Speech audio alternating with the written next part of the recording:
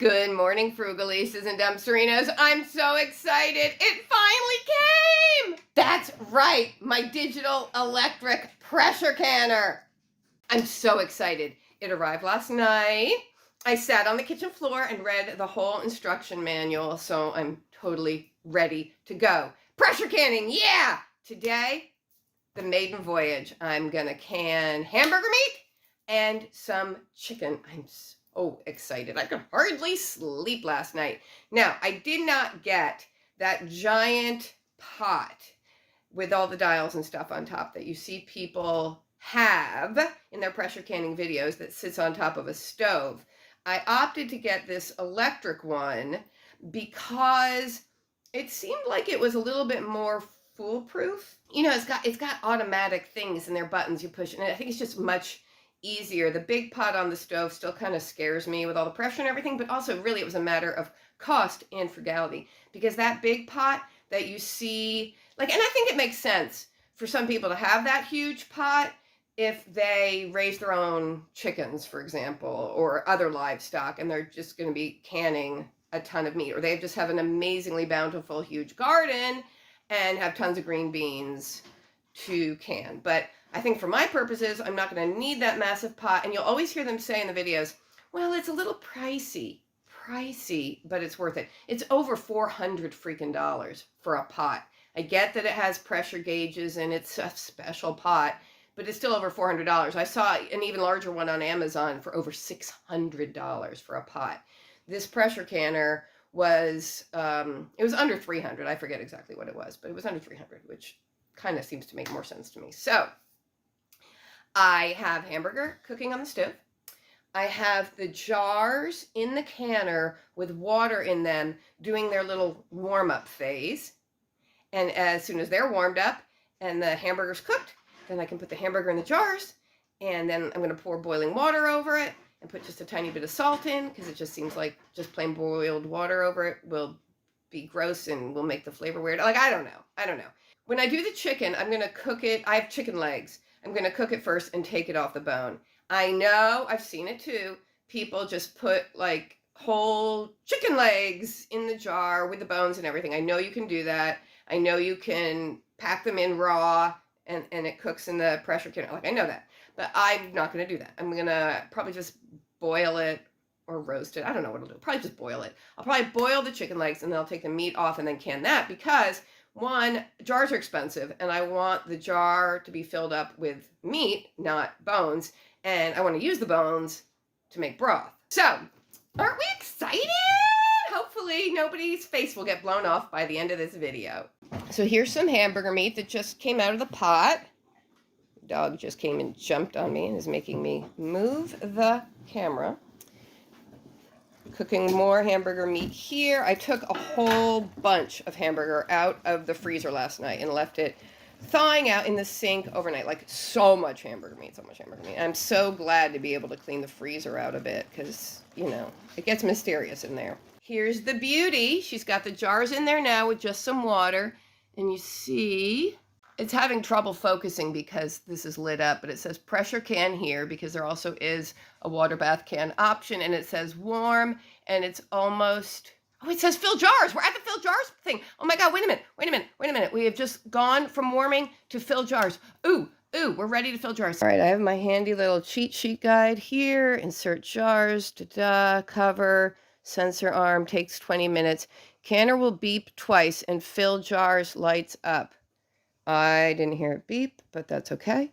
Unlock and lift sensor arm, remove cover, lift out one jar at a time, discard water from jar and immediately fill jar according to the canning recipe. Position lid and secure with band, blah blah blah blah blah blah blah. Oh, yeah, baby. Okay, so we turn this, we do that, we turn this. Right now it's in the locked position. They make this so easy for the easily confused.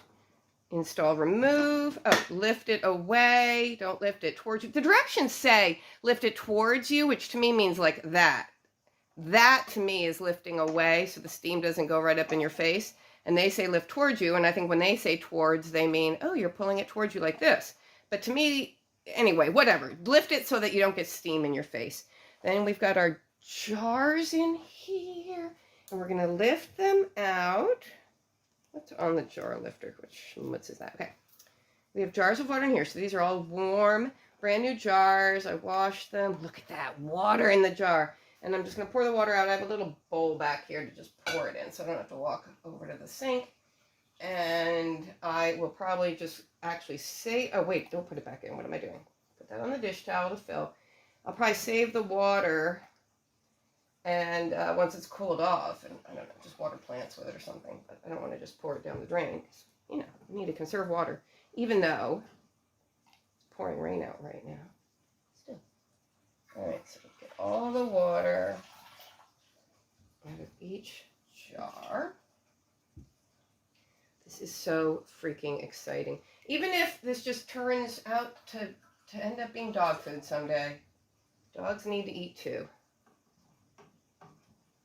But I don't see why this meat wouldn't be decent in, you know, spaghetti sauce or something like that someday. In some post-apocalyptic spaghetti dinner scenario.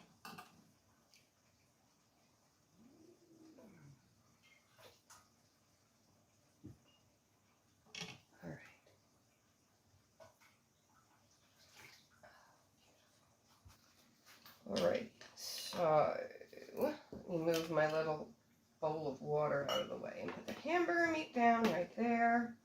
And I will just put this over on the radiator to get it out of my way without pouring it all over myself. There we go. Okay, now da-da-da-da, and we're going to put hamburger meat into each jar. I think, what did they say for meat? An inch of headspace or an inch and a quarter? I really kind of want to cram it in there, but they said pack loosely. So, again, I'm one to really follow directions. Actually, I mean, you know how I don't like to follow directions, but in this case, I'm going to follow directions. Pack loosely. I just shot it all over the place. I hate that. I hate making a mess while I'm doing things like this.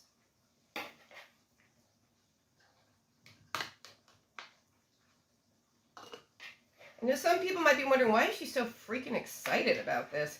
Because I can't even tell you, I've been so afraid for so long of canning in general, and then I learned to water bath can, but then I was really afraid of pressure canning, and I was like, I'm never going to pressure can. And then I just thought, you know, you got to try new things. You got to expand your knowledge, and it just makes a lot of sense with all the meat that we get out of dumpsters to be able to can it and not just have it clog up the freezer. Wow, this is I'm gonna can a lot of hamburger meat today because I've got a whole other pot of it on the stove and I've got bags and bags of it over thawing in the sink. So this is gonna be a big old hamburger day. Alrighty. Let me drain some more meat. And yes, I am going to save all of that fat. Or I'll put some of it on the dog's food and save some. Oops. Oh, God.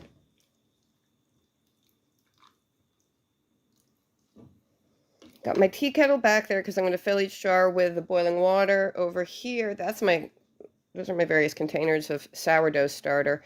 I think I will do a video on my sourdough bread. I've thought of it for a long time, and then I thought, well, I'm not going to do that because there's so many videos already out there on how to do sourdough bread. I mean, that's how I learned to do it, by watching videos. And I've just felt like, well, what can I possibly contribute to the realm of sourdough bread knowledge? But then I thought, well, I actually do it kind of differently, of course, because I don't totally follow the directions on that one. And I make very sour sourdough. And anyway, so yeah, I think I will do a video on how to make the sourest sourdough and also how to turn gross old bread into fresh, new, lovely sourdough bread. That's exciting, isn't it? That's a contribution to the world. All right, so we're going to put this. I got to put more meat in here. And this is going to go in the jars. And yes, I've smelled all the meat to make sure that it's okay. I don't know why it wouldn't be okay because it's been in the freezer and it was okay when it went in, but you never know. but it's all okay.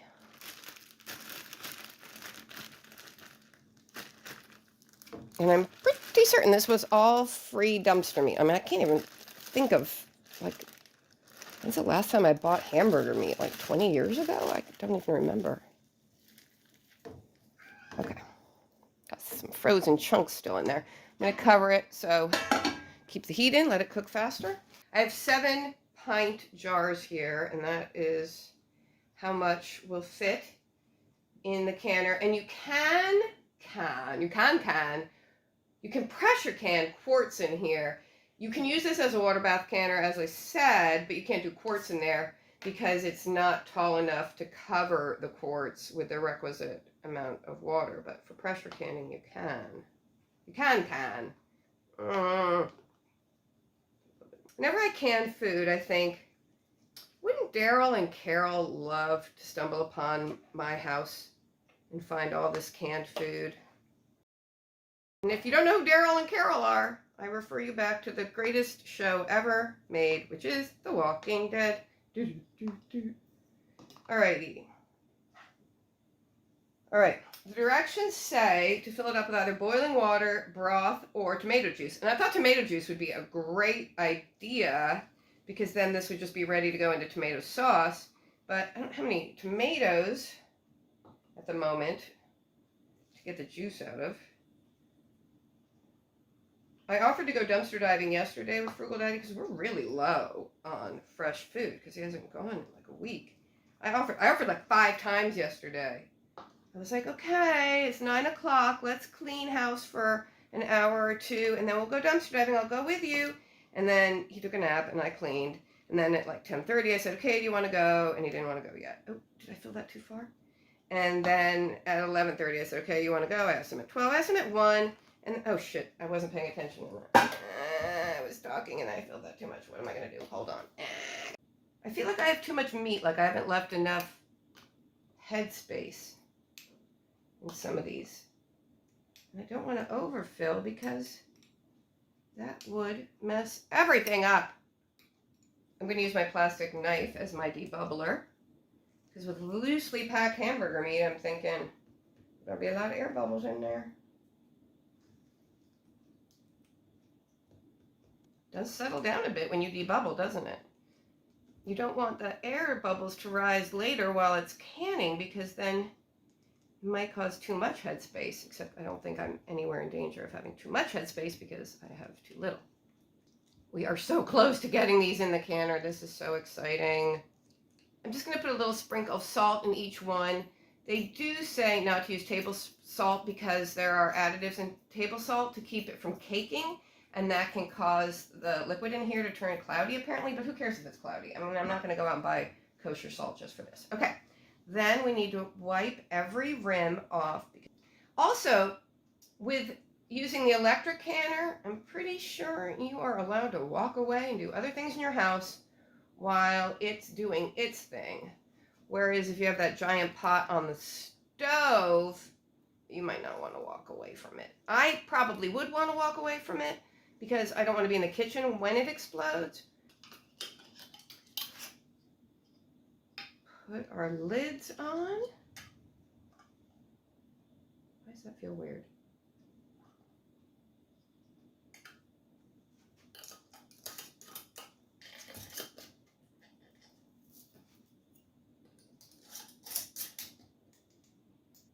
Lift straight up. Go into the water. We have 3 quarts of water in there. There's a little fill line on the insert. Straight up, straight down. Oh my God, I just knocked it over in there. Straight up, straight sideways. Nice.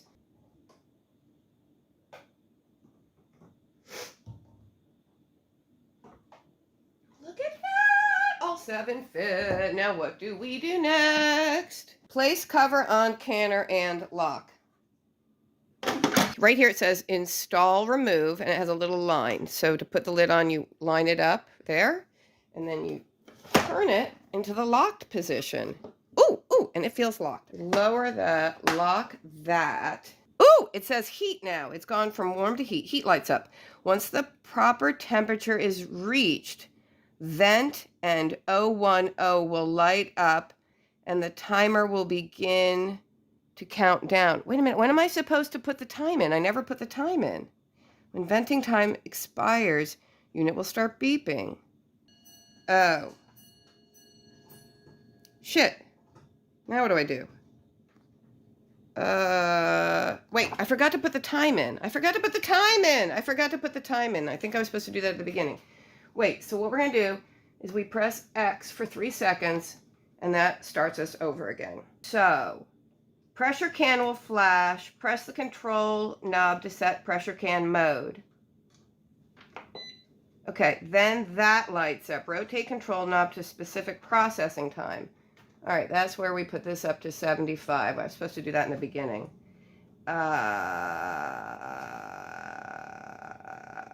Okay, so then we press that, insert jars. We did that. And it's doing the warm thing. I don't want to do that thing again because I didn't put the time in the beginning like I was supposed to. I started over, but now it's doing the warming the jars thing again, which I don't really need it to do because that's just not going to do anything right now. But I guess it's not going to hurt anything for them to heat up for 20 minutes. And then it'll say fill jars again, and we already filled them and they're in there. So then we'll go on to press this button and heat will light up. And then it knows that it will be 75 minutes because I did put it in. So, okay. We'll figure it out. Don't worry. It's going to be fine. All right, look what's happening here. There's steam. I hope the camera can catch it. There's steam coming out. The thingy is on vent, the thingy there. Once the temperature is reached, vent and 010 will light up. Okay, so it's gone to vent, it went to 10, and now it's counting down. And the timer will begin to count down. When venting time expires, unit will start beeping. Then we turn the regulator to can, and we push the advance button, and the canning phase begins, which we now have set for 75 minutes. And when it went through its warming phase all over again, it didn't warm for like 20 minutes like it did the jars the first time, I guess because it was already hot in there. It just it went quickly back to where we wanted to be. But anyway, so when it's done venting, we're going to turn the regulator up here to can, and then it's going to go for 75 minutes all by itself, and then it's going to cool for about an hour and a half all by itself. So I can literally leave the kitchen for about 3 hours and do other things and then come back. Oh my gosh, amazing.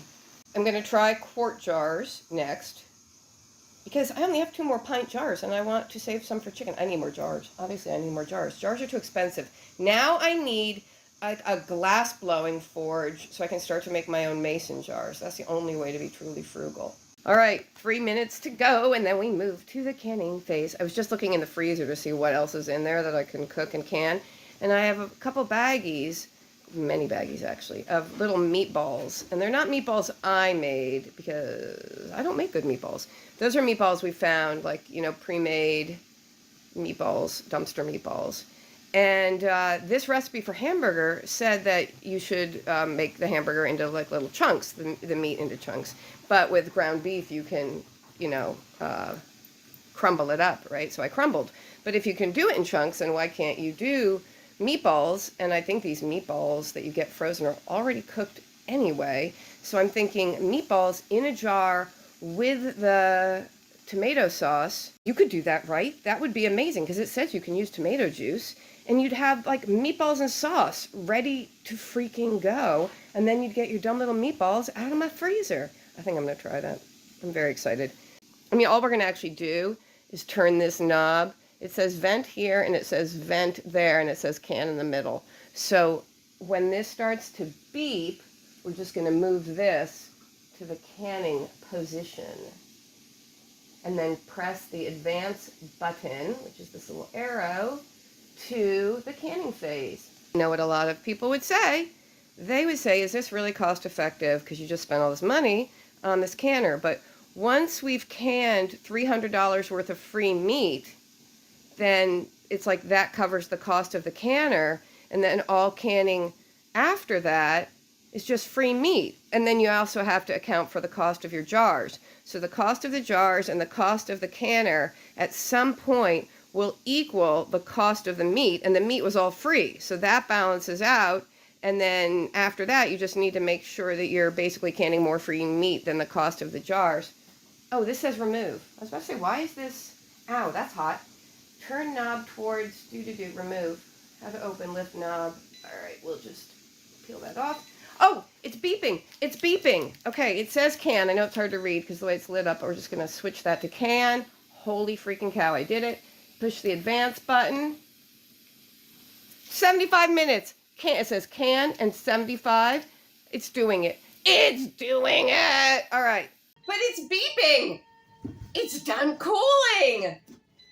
10 beeps, 10 beeps, 10 beeps, 10 beeps. I have to say the kitchen smells kind of funky, like weird. Like, why are you smelling? I don't know. I will say, I think a benefit of using this electric one, besides the fact that it costs less and it's easier and it's not scary at all of that. And this is not a sponsored video. I wish they had sent me this for free and sponsored me, but they didn't. It doesn't heat your kitchen up like, you know, a big pot going on the stove for hours on end in the summer when most people do their canning in the summer and the fall. When you're a dumpster diver, canning is year-round. Anyway, we get to take the cans out now because they're cool. And I am ready to start a batch with the quartz. I've got the warm water in the jar to go through that little warmy warm cycle. And I've got chicken cooking. Unlock, go back, turn you, open it away. Oh, look at that steam. There's a lot of steam. I mean, I wouldn't say this is cool, but it's, I guess, less hot. I don't know. Look at them all. Nobody broke. Ooh, I think it popped. I think it already popped. It is boiling, I tell you, inside, as you all knew it would be. I mean, it's just bubbly, bubbly, bubbly. Like it's cooking still in there. It cooked before, it's cooking now. It actually doesn't look bad. It looks kind of yummy, actually. Oh, it pinged. There, it pinged. Somebody else must have pinged before, because that one just pinged. Don't you love that pinging sound? It is the most glorious sound to the avid canner. The ping. Love the freaking ping. This is so amazing to me. If you had asked me, if you had said, Frugal Mommy, or can I call you Amy? And I say, sure, call me whatever you want. Amy, do you ever see yourself doing pressure canning? And I would have said, oh, never, Gloria, never. Because it's too freaking scary, and I just, no, we're just going to freeze our meat. And I am so glad and excited that I took the leap. I mean, I didn't leap all the way to the $400 pot that you have to, like, clamp the lid down on, and it's got, like, pressure gauges and a weight you put on. I didn't make that leap. But I don't see the need to make that leap because our little, what is this? What brand is this? Presto? It's a Presto. Our little Presto is our new BFF. I mean, besides you guys. You're my BFFs. Another ping! Oh my gosh. Coming in for the artsy shot here. Pinging! Pinging! Oh my God in heaven. Do you hear the freaking pinging? Yes, you do. They're pinging. They're pinging. I just dropped a spoon on the floor. We aren't going to test the seals for at least 12 hours and not after 24. So we're just going to let these sit here. I mean, these are boiling hot. They are still boiling. That's interesting that this little gizmo thinks it has cooled down and things are still boiling. It just tells you how freaking hot it gets in there. I was going to make this like a super extra long video and do the chicken too, but I want to get this video up because I want you guys to see the excitement as soon as possible. I want my pride and joy to become your pride and joy. Thanks for watching, Dumpsterinos and Frugalistas. Thanks for going on this little journey with me. I'm so excited. This goes to show you're never too old to learn. Like I told you before, be a lifelong learner. Okay, thanks for watching, everybody. If you haven't already subscribed, please subscribe and share this video with all your canning friends and all your fearful friends. And please comment below, ring that bell, give us a thumbs up, and I will see you again very soon. Frugal Daddy's actually out dumpster diving this very moment. So hopefully he will arrive home with some meat. See you guys next time. Bye!